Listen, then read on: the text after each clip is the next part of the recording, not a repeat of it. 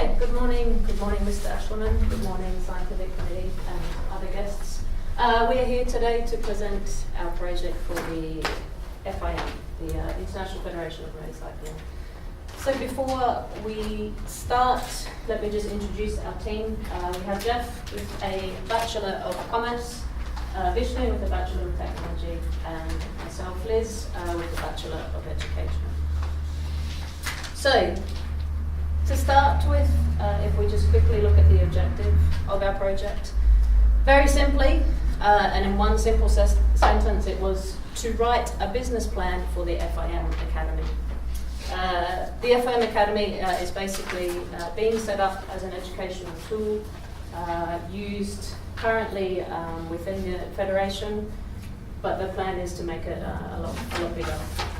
So, looking at the FIM Academy, we had key focus areas and things that we had to look at before we started.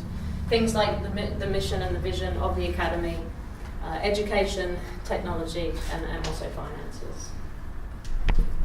So from that, we came up with 5 key focus areas. The first one being a strategic analysis that we needed to do on the Academy. Secondly, a pedagogy guide or a training guide. Thirdly, delivery methods. What can we use to deliver education and seminars to the participants, an implementation plan, and then lastly, a financial plan. So the background and the scope, if we look a bit more closely, basically the FIM wants to deliver more. They want to deliver more through their academy, they want to reach more people, and they want to make sure that they are reaching all stakeholders involved with the FIM. So currently they have about 70 seminars that are run throughout the year at different venues, different locations around the world. And there's a new website in the making. What they wanted to do and what the future looks like is they want to improve their teaching that already happens. They want to enhance their delivery methods. They want to deliver more content, and they also want to develop partnerships. So from this, we did two different analyses, a strategic analysis and also a stakeholder analysis. The strategic analysis obviously was we used to set the guiding principles of the Academy and make sure that everything was online. A stakeholder analysis was needed as there was a lot of different stakeholders.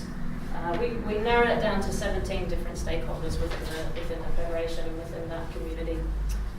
And because of that large number, we then developed some target groups, 3 target groups that we will address later on.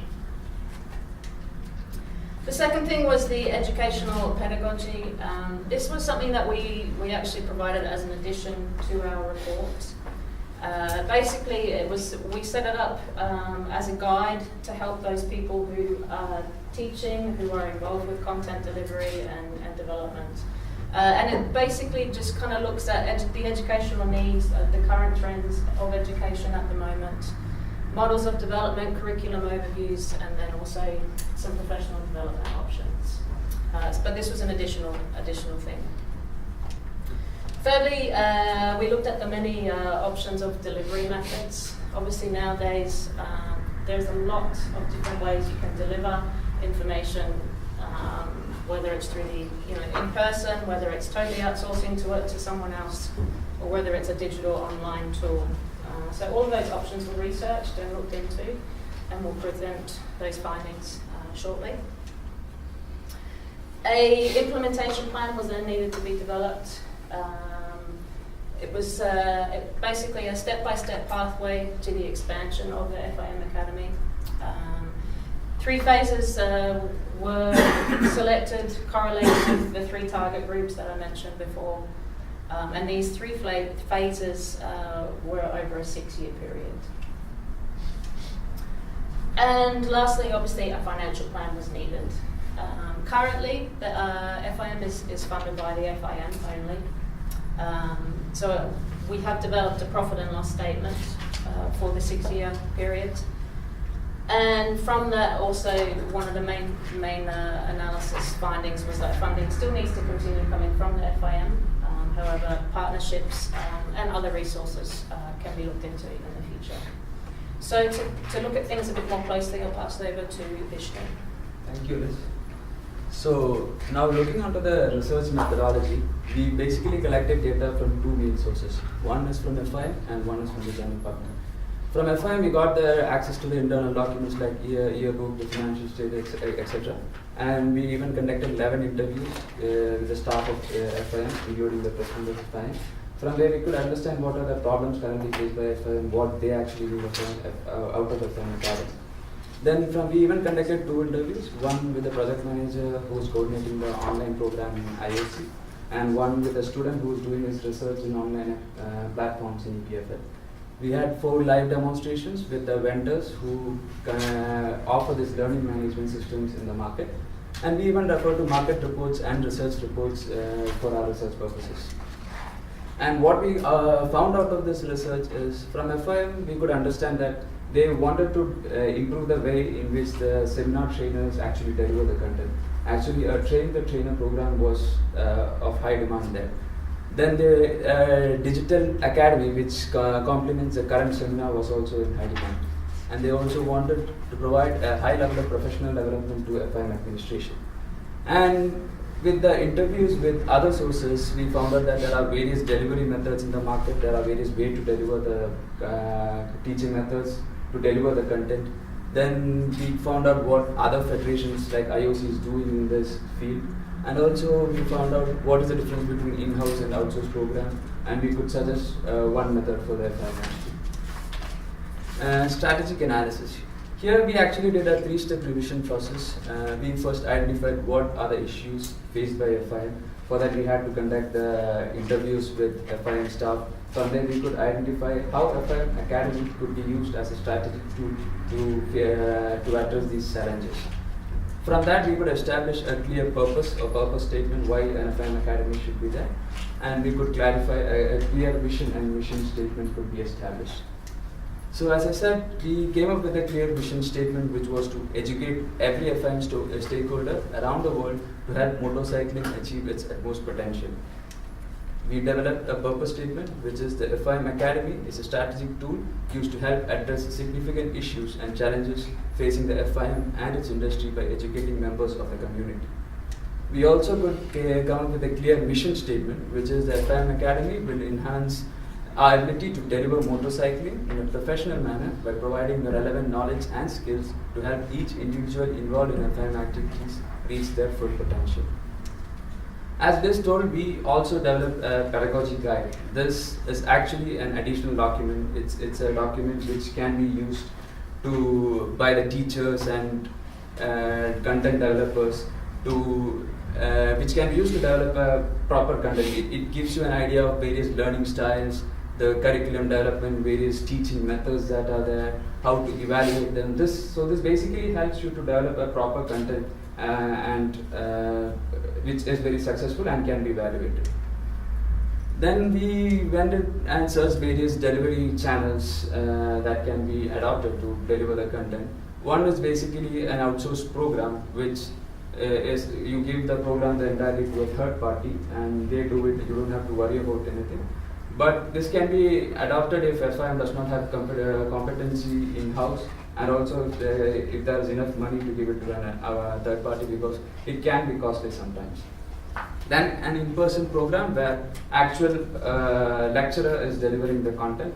It can be live sessions, seminars, interactive workshops. It can be an indoor program or an outdoor program, so that it's very interactive and fun. Then there are various digital methods available in the market, like podcasts, seminars, message boards, etc. And there are also various learning management systems that are there in market which can be used, which deliver the content in a very fun and interactive ways.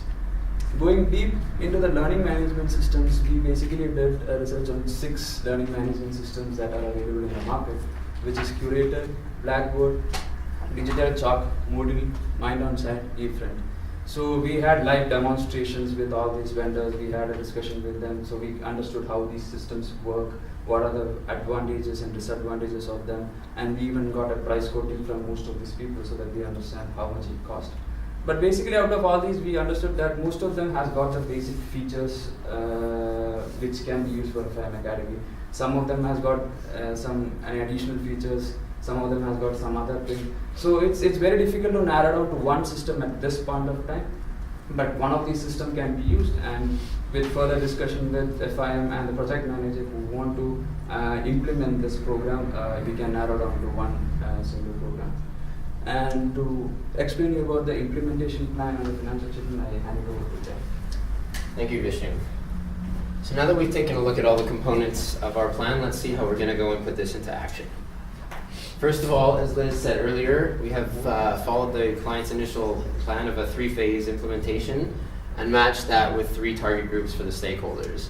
So as you can see, the 3 phases are divided with 4 years in the first phase, 3 years in the second, and then all years beyond 2021 in the third. In the first phase, we'll be targeting officials, seminar trainers, and administrative staff, with 4 more in the second phase and an additional 10 in the final phase. So now let's take a look into the details of each year. First of all, the theme for 2014, the rest of this year, will be to prepare for the annual general meeting. This is essentially getting ready to get our budget approved. Firstly, we want to conduct a few more stakeholder consultations just to make sure that we have all the information and validate our recommendations. Secondly, as Vishnu explained, we need to select one e-learning platform. We can't use them all. So we need to prepare and do this properly. So therefore, we're going to set up an RFP, and ideally we get that done this year. But as long as we start this process, that will be sufficient. And finally, we want to look more into partnership opportunities. One of them we identified was using the Catholic University Network around the world, and this will help us deliver professional development courses all over the place.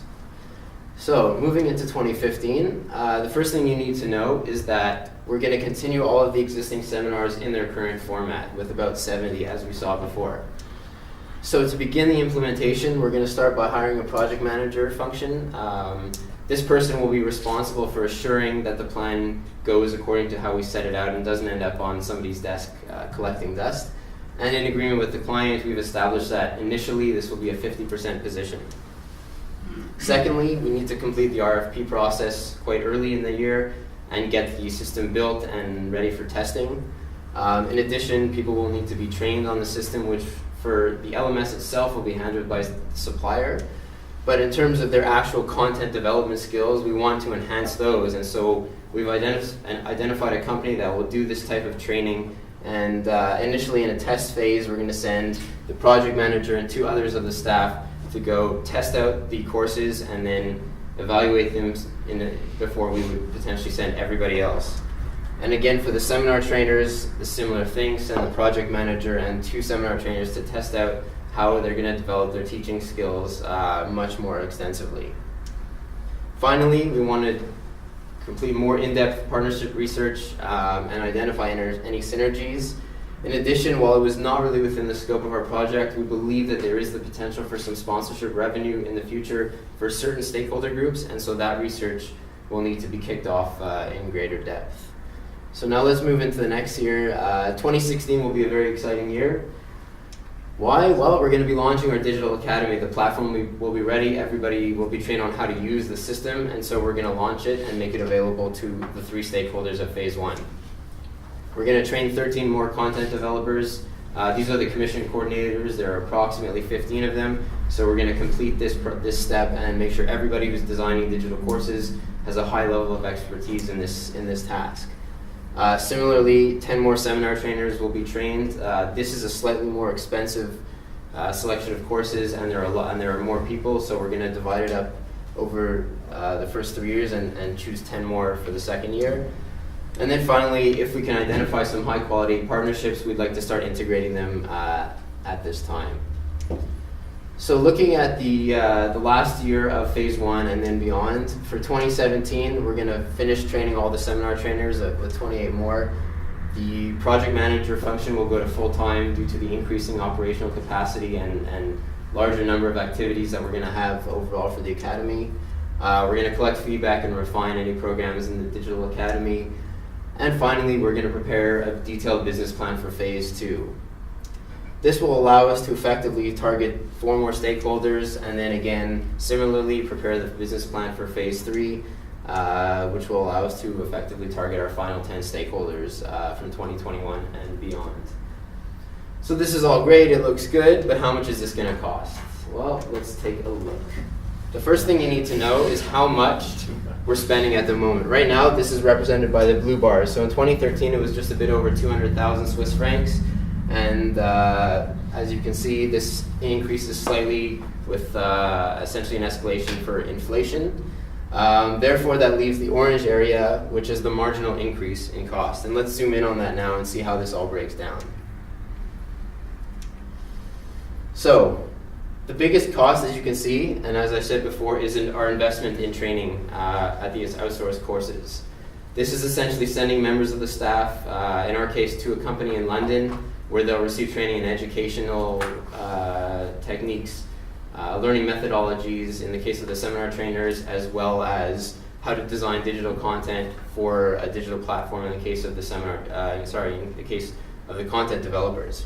Secondly, we have the project manager's compensation, represented by the green section, which represents the total cost. The salary itself will be slightly lower, and in the first year with just over 50,000 Swiss francs represents the salary plus any social charges. Beyond that, there are a few other smaller cost categories. The most noteworthy is the use of the e-learning platform.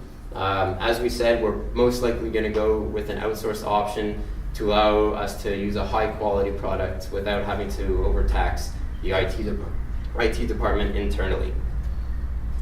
So the great thing about this as well is that we do have some flexibility, and let's see how that works exactly. So the biggest cost is obviously outsourced training, and fortunately we'll be more or less completing this around the end of the first phase. If we need to, as you can see, there's a cost drop off from the end of phase 1 into phase 2 because most of this will be complete. If we need to push it out, we can, or we can basically send people to fewer courses because they'll be completing about 3 to 4 each. It's not something we really recommend because we want to establish that really high level of training across the board, but if we absolutely need to do it, that is definitely an option. So just to quickly wrap it up, through using technology effectively, we can deliver a lot of content to people all around the world. If we invest in training, we'll establish high quality courses and assure that we'll be able to deliver really, really high quality education to everybody. And again, with developing partnerships, we can help deliver this globally. And then with a little bit more planning, we believe that the FIM, if they're committed to funding this, will be assured to deliver on its mission of excellence to all of motorcycling. Thank you very much.